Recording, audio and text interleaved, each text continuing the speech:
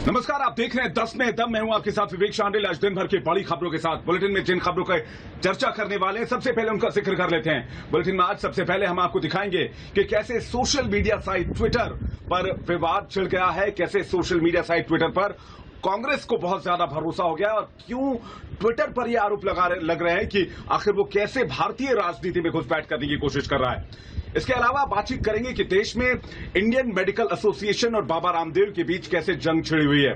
आखिर क्यों Indian medical association अभी भी स्वामी रामदेव पर भड़का हुआ है। इसके बाद बात होगी पहलवान सुशील कुमार की, जिनकी मुश्किलें लगातार बढ़ती जा रही हैं। कैसे आज सीन रिक्रिएट करने की कोशिश की गई दिल्ली में, ये खबर आपके सामने रखेंगे।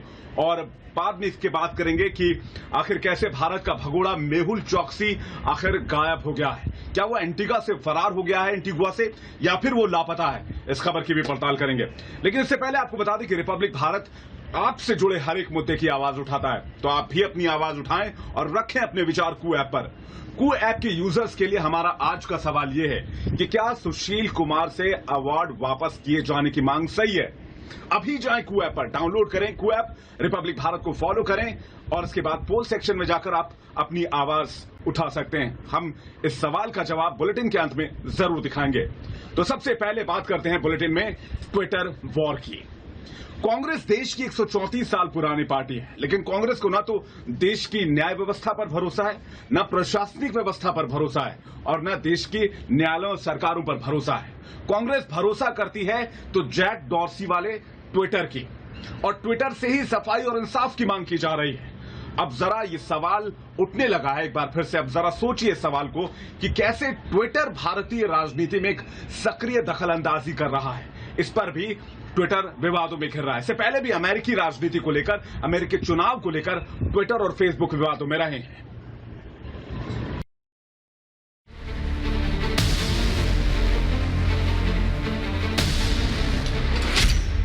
कांग्रेस के लिए संविधान से बड़ा सोशल मीडिया का विधान।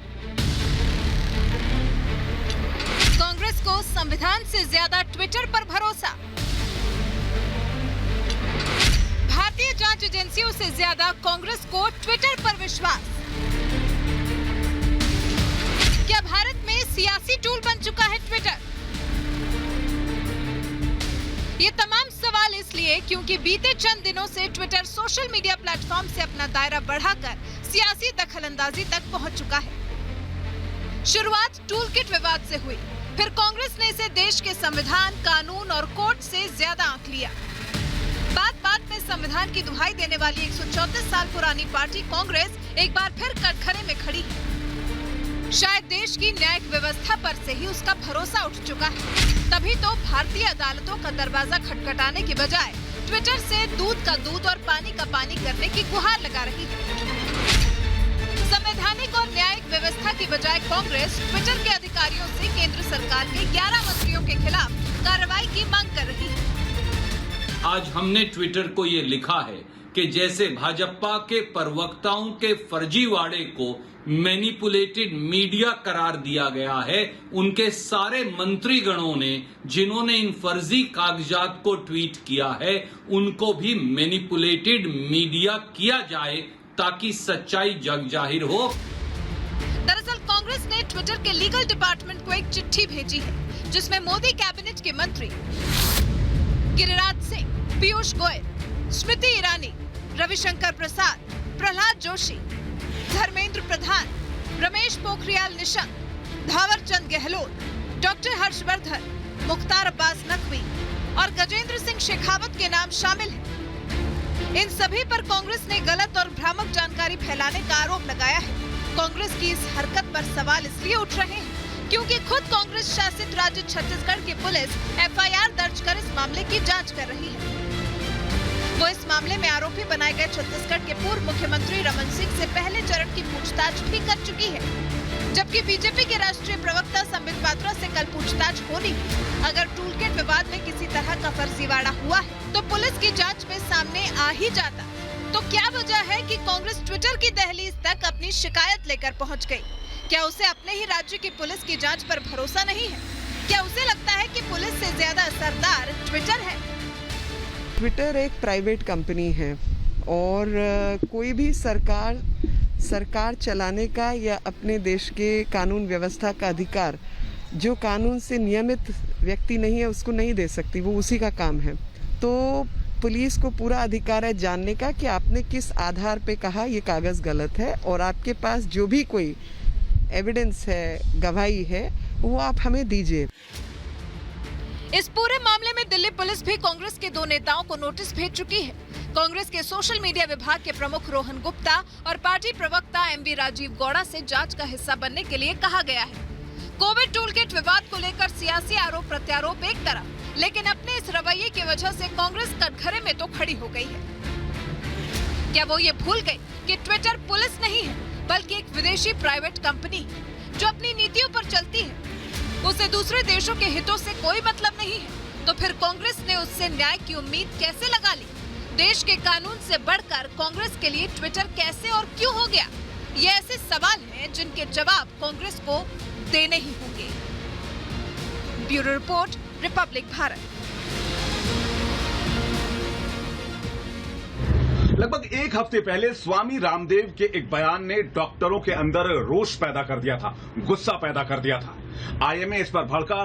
केंद्रीय स्वास्थ्य मंत्री तक ने स्वामी रामदेव से कहा था कि उनका यह बयान गैर जिम्मेदाराना और गलत है, जिसके बाद स्वामी रामदेव ने अपने बयान को लेकर माफी तो मांगी थी, लेकिन उन्होंने इसमें डॉक्टरों से 25 सवाल भी दाग दिए थे, जिसके बाद एक बार फिर से आईएमए रामदेव को निशाने पर ले रहा है। इंडियन मेडिकल एसोसिएशन ने कहा है कि स्वामी रामदेव का बयान गैर जिम्मेदाराना है और ऐसे में उत्तराखंड सरकार से सिफारिश की गई है कि स्वामी रामदेव पर कार्रवाई की जानी चाहिए, लेकिन स्वामी रामदेव अपने बयान पर अड़े हुए हैं। तो क्या ये जंग आयुर्वेद बनाम एलोपैथ की है या फिर ये जंग डॉक्टर्स बनाम स्वामी रामदेव के बीच है? विज्ञान और आयुर्वेद के बीच लड़ाई हो रही है या स्वामी रामदेव और डॉक्टरों के बीच लड़ाई हो रही है? ये सवाल बहुत अहम है।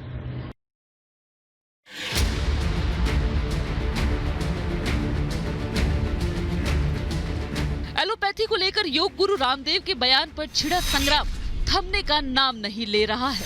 अपने विवादित बयान को वापस लिए योग गुरु को 2 दिन हो चुके हैं, फिर भी देश भर के डॉक्टरों की नाराजगी बरकरार है। दरअसल अपना बयान वापस लेते हुए भी योग गुरु रामदेव ने आईएमए के सामने 25 सवाल दाग दिए थे, जो देश में डॉक्टरों और स्वास्थ्य कर्मियों की सबसे बड़ी संगठन है। योग गुरु के इन 25 सवालों की फहरिस्त ने पूरे विवाद में फिर घी का काम किया। योग गुरु रामदेव की तरफ से विवादित बयान वापस लेने पर थोड़ी नरम पड़ी इंडियन मेडिकल एसोसिएशन एक बार फिर भड़क गई। आईएमए ने बिना वक्त गवाए योग गुरु रामदेव की योग्यता पर ही सवाल उठा दिए। ये क्वेश्चंस जो पूछ रहे हैं, ये कोई हमारा एग्जाम नहीं है नंबर, और क्वेश्चन पूछने वाले उनके क्वालिफिकेशन क्या है ये मैं समझना चाहता हूँ।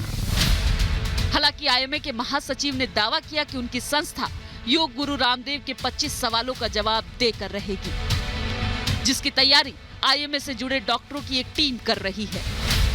कल कुछ 25 क्वेश्चंस रामदेव बाबा ने हमें भेजे हैं। ये कोई क्वेश्चंस कोई उसका इंटेलिजेंस दिखाना चाहते हैं या क्या करना चाहते हैं मुझे मालूम नहीं, बट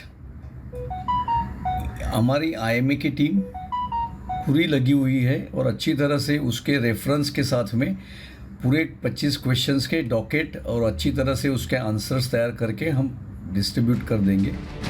आईएमए यानी इंडियन मेडिकल एसोसिएशन ने यह भी दावा किया है कि इन सवालों के जरिए योग गुरु पूरे मुद्दे से लोगों का ध्यान भटकाना चाहते हैं। हालांकि योग गुरु रामदेव ने अपने खुले खत के जरिए इंडियन मेडिकल एसोसिएशन से जो सवाल पूछे हैं वो ऐसे सवाल हैं जिनका जवाब आज भी मेडिकल साइंस बड़ी शिद्दत से खोज रहा है, जिनमें खास तौर पर high blood pressure, diabetes, thyroid, गठिया, asthma, colitis, fatty liver, liver cirrhosis, cholesterol, migraine, Parkinson, बांझपन, हीमोग्लोबिन की कमी जैसे स्वास्थ्य समस्याएं शामिल हैं। रामदेव ने अपनी चिट्ठी के जरिए साफ पूछा है कि एलोपैथी अगर इतना ही विकसित है तो डॉक्टर इन बीमारियों का इलाज क्यों नहीं खोज पाए। इसी बीच एलोपैथी और आयुर्वेद के बीच छिड़ी ये जंग उत्तराखंड के मुख्यमंत्री तीरथ सिंह रावत के चौखट तक पहुंच गई है। आईएमए अब उत्तराखंड के मुख्यमंत्री से योग गुरु रामदेव के खिलाफ कार्रवाई की उम्मीद लगाए बैठा है, जिसके लिए आईएमए के उत्तराखंड यूनिट ने मुख्यमंत्री तीरथ सिंह रावत को एक चिट्ठी भी लिखी है। हम लोग जो सरकार के साथ मिलकर काम कर रहे हैं और करोड़ों मरीजों को बचा रहे हैं, वो हताश हो जाए और अपने काम पे ध्यान कम देकर उनकी तरफ ध्यान दें, क्योंकि इसमें भी वो अपना फायदा ढूंढ रहे हैं। उन्हें कोई मतलब नहीं है मरीज बचे ना बचे, उनका मतलब है सिर्फ अपने प्रोडक्ट्स को बेचने का मतलब है। दरअसल इस चिट्ठी के जरिए बाबा रामदेव के बयान को कोरोना महामारी से मुकाबला कर रहे डॉक्टरों के मनोबल को तोड़ने वाला करार दिया गया, जो कोरोना काल में अपनी जिंदगी की परवाह किए बगैर पूरी निष्ठा के साथ लाखों लोगों को बचाने में जुटे हुए हैं। उसका नतीजा ये रहा कि कोरोना संक्रमण की पहली लहर में देश भर में 153 डॉक्टरों की मौत हो गई, जबकि इस महामारी की दूसरी लहर में 452 डॉक्टरों की जिंदगी चली गई। यही वजह रही कि केंद्रीय स्वास्थ्य मंत्री हर्षवर्धन ने एलोपैथी के बारे में दिए गए योग गुरु रामदेव के बयान को बेहद दुर्भाग्यपूर्ण करार दिया था। सिर्फ यही नहीं, बल्कि उनसे अपना बयान वापस लेने को भी कहा था, जिसके बाद योग गुरु रामदेव ने अपना बयान वापस तो ले लिया, लेकिन एक दिन बाद ही 25 सवालों की लिस्ट आईएमए को थमा दी, जिसने पूरे विवाद को एक बार फिर हवा दे दी, जिसकी वजह से इस विवाद को जल्द सुलझने के आसार बेहद कम ही दिख रहे हैं। Bureau report, Republic Bharat. पहलवान सुशील कुमार, एक ऐसा पहलवान जिसने पूरी दुनिया में भारत का नाम रोशन किया, लेकिन वो अब सलाखों के पीछे हैं। और सुशील कुमार को अब आज दिल्ली के उस जगह पर ले जाया गया जहां पर उनपे कथित तौर पर हत्या में शामिल होने का आरोप लगा है, यानी कि छत्रसाल स्टेडियम। और यही नहीं, वहां पर सीन रिक्रिएशन भी किया गया। वहीं दूसरी तरफ सुशील कुमार को लेकर यह मांग उठने लगी है कि उनको जो खेल रत्न अवार्ड दिया गया है वो अब वापस ले लिया जाए।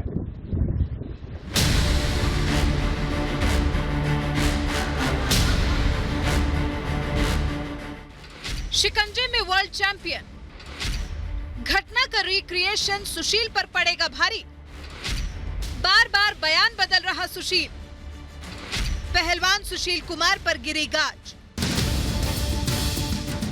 2 बार के ओलंपिक मेडलिस्ट सुशील कुमार, वो पहलवान जो कभी युवा पहलवानों का आदर्श हुआ करता था, लेकिन आज उसी सुशील को लोग हिरासत में देख रहे हैं।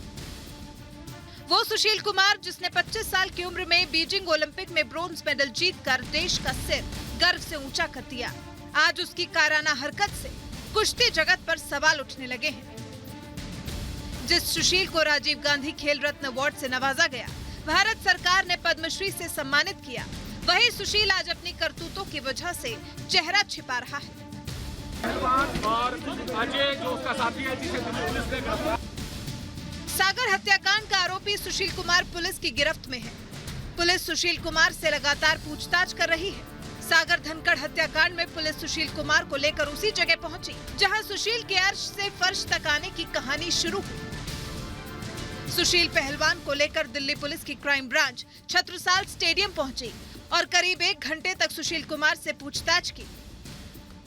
छत्रसाल स्टेडियम में पुलिस ने क्राइम सीन रिक्रिएट कर घटना की तह तक पहुंचने की कोशिश की। पुलिस ने सुशील कुमार से घटना के बारे में ढेरों सवाल किए। धनखड़ और उसके साथी को किस रास्ते लेकर आए थे? स्टेडियम में पहुंचने के बाद क्या क्या हुआ? जिस वक्त सागर और उसके साथियों को पीटा जा रहा था, उस वक्त सुशील कहां थे? सुशील ने खुद हाथ में डंडा उठाकर क्यों चलाना शुरू किया? सुशील का कौन सा साथी कहां खड़ा था? सागर धनखड़ को पीटने के बाद वो लोग किस रास्ते निकले? सुबह 4 बजे का समय था जब क्राइम ब्रांच की टीम सुशील कुमार के साथ आई और यहाँ पे क्राइम सीन को रिक्रिएट किया गया। क्राइम सीन है उसको रिक्रिएट किया है। इसके अलावा कुछ एडमिन के लोगों से बात की है। पुलिस जो है इस प्रोसेस में है कि उनको कुछ और एविडेंसेस मिले सुशील कुमार के खिलाफ। बता दें कि यही छत्रसाल स्टेडियम में 4 मई को एक घटना हुई थी जिसमें सागर धनखड़ की बुरी तरह से पिटाई हुई थी। बाद में उनकी डेथ हो गई थी, जिसके बाद एक मर्डर केस लॉन्च किया गया था सुशील कुमार के खिलाफ। छत्रसाल स्टेडियम में सुशील कुमार ने ये बात कबूली कि घटना के वक्त जब वो वहां पहुंचे तो 2 गुटों में झगड़ा हो रहा था और उन्होंने झगड़े में बीच बचाव करने की कोशिश की। क्राइम ब्रांच की टीम सुशील कुमार और अजय को छत्रसाल स्टेडियम, मॉडल टाउन समेत करीब 5 से 6 जगहों पर पूछताछ के लिए लेकर गई और जानने की कोशिश की। उससे पूछताछ की गई थी 4 से 5 घंटे की। उसमें सुशील लगातार स्टेटमेंट बदल रहा था। पहले बोला कि वहाँ पे कुछ झगड़ा हो गया था, वो झगड़े को सुलटाने गया था, वहाँ पे 40-50 जो है पहलवान इकट्ठा हो गए थे, ऐसे में उसको भी बहुत दिक्कत हो रही थी और मारपीट चल रही थी। किसने सागर को मारा मुझे नहीं पता। बाद में उसको बताया गया कि आपने खुद एक वीडियो बनाई थी और ये बताया जा रहा है कि सुशील कुमार ने जानबूझ के वीडियो बनवाई ये बोलने के लिए कि जो सुशील से टकराएगा छत्रसाल में उसका यही अंजाम होगा और जितने भी पहलवानों के ग्रुप हैं व्हाट्सएप के सब में वो वीडियो भेजा जाएगा, ऐसा क्राइम ब्रांच के सूत्रों का कहना है। दिल्ली पुलिस की गिरफ्त में आए पहलवान सुशील कुमार की मुश्किलें बढ़ती जा रही हैं। सुशील को उत्तर रेलवे की नौकरी से सस्पेंड कर दिया गया है। वहीं दिल्ली क्राइम ब्रांच ने सुशील कुमार की 3 कार भी जब्त कर ली है।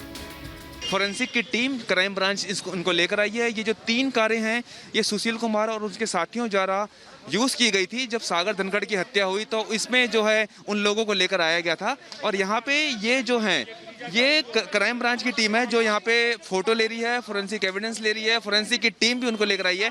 ये 3 कार थी जो सबसे पहले नॉर्थ वेस्ट दिल्ली पुलिस ने सीज की थी, बाद में मामला क्राइम ब्रांच को दिया गया। तो अब क्राइम ब्रांच की टीम जो है FSL की टीम यहाँ लेकर आई है। दिल्ली पुलिस के पास जो वीडियो एविडेंस है जिसमें सुशील खुद डंडे मारते हुए नजर आ रहा है, उस वीडियो और घटना से सुशील कुमार बार बार बयान बदल रहा है, जो सुशील कुमार के लिए बड़ी चुनौती साबित हो सकता है। सुशील कुमार ने मॉडल टाउन के फ्लैट से सागर धनखड़ और सोनू को लाने की भी बात कबूल नहीं की है। हालांकि सुशील कुमार कुछ भी दावा करता रहे, दिल्ली पुलिस हर सबूत तक पहुंचने की कोशिश कर रही है और जल्द ही सागर हत्याकांड के आरोपी का पर्दाफाश होगा। Bureau report, Republic Bharat. Mehul चौकसी एक ऐसा भगोड़ा, एक ऐसा भ्रष्टाचार में लिप्त नाम जिसके बारे में देश का हर एक नागरिक जानता है। एक ऐसा भगोड़ा जिसने देश के करोड़ों रुपए लेकर फरार हो गया। लेकिन इससे बड़ी बात यह है कि मेहुल चौकसी जिस देश में शरण लिए हुए था, अफ्रीका के देश एंटीगुआ में, वहां से मेहुल चौकसी गायब हो गया है। सूत्रों की माने तो बताया जा रहा है कि मेहुल चौकसी को यह अंदेशा हो चला था कि जल्दी उसका प्रत्यर्पण भारत किया जा सकता है, इसलिए वो फरार हो गया है।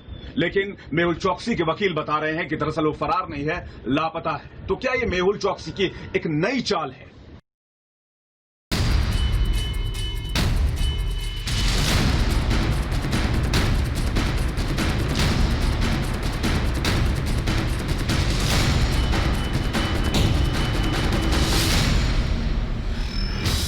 ये देश का गुनहगार मेहुल चौकसी है जो 3 सालों बाद फिर सुर्खियों में है।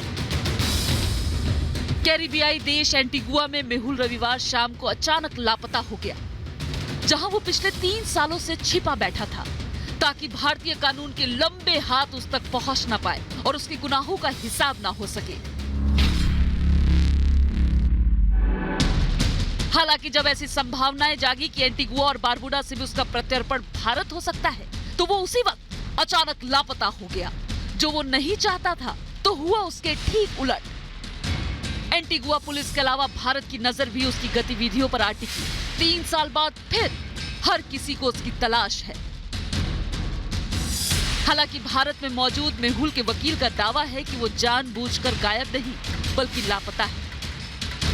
ये मुझे लेट नाइट यहाँ पे खबर आई कि जो है उनकी फैमिली की तरफ से कि वो मिसिंग हैं और उन्होंने मिसिंग कंप्लेंट लॉन्च की है। उसके बाद एंटीगुआ पुलिस ने मैसिव हंट लॉन्च की और CID भी इन्वॉल्व हुई एंटीगुआ की लोकल पुलिस के साथ साथ। दरअसल भगोड़ा हीरा कारोबारी के परिवार की शिकायत पर एंटीगुआ की पुलिस ने उसके लापता होने का मामला दर्ज कर लिया।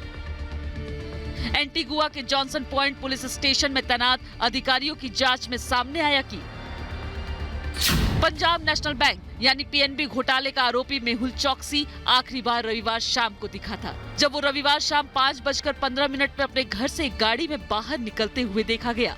एंटीगुआ की स्थानीय मीडिया की रिपोर्ट में दावा किया गया है कि मेहुल चौकसी की गाड़ी तो मिल गई, लेकिन उसका कोई पता नहीं चला,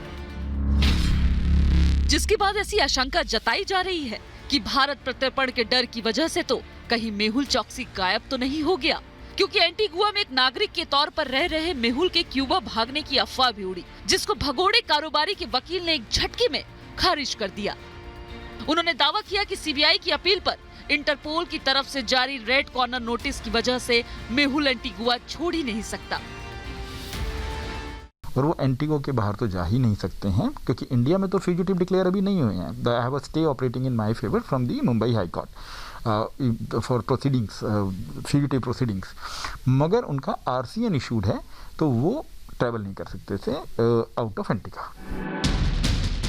मेहुल चौकसी पर अपने भांजे नीरव मोदी के साथ मिलकर पंजाब नेशनल बैंक को 13,500 करोड़ रुपए का चूना लगाने का आरोप है। मेहुल का भांजा नीरव मोदी तो लंदन की जेल में बंद है, लेकिन जनवरी 2018 से मेहुल एक नागरिक के तौर पर एंटीगुआ में रह रहा है, जो 2017 में इन्वेस्टमेंट प्रोग्राम के तहत उसको मिली नागरिकता की वजह से संभव हो पाया। लेकिन मेहुल चौकसी के गुनाहों का हिसाब करने के लिए भारत सरकार एंटीगुआ पर उसकी नागरिकता रद्द करने का दबाव बना रही थी। इंडिया से कोई भी एक्स्ट्राडिशन रिक्वेस्ट जाए, उसकी इवन प्रोसेसिंग पे स्टे लिया हुआ है, तो उनको वहाँ पे रहने में कोई लीगल प्रॉब्लम नहीं थी। लेकिन फिर भी ऐसी आशंका जताई जा रही है कि प्रत्यर्पण और अपनी गिरफ्तारी से बचने के लिए मेहुल खुद ही गायब हो गया। इसी दौरान उस पर क्यूबा भागने के भी कयास लग रहे हैं, ताकि कुछ और वक्त तक वो भारतीय अदालतों और कानून से बच सके। Bureau report, Republic Bharat.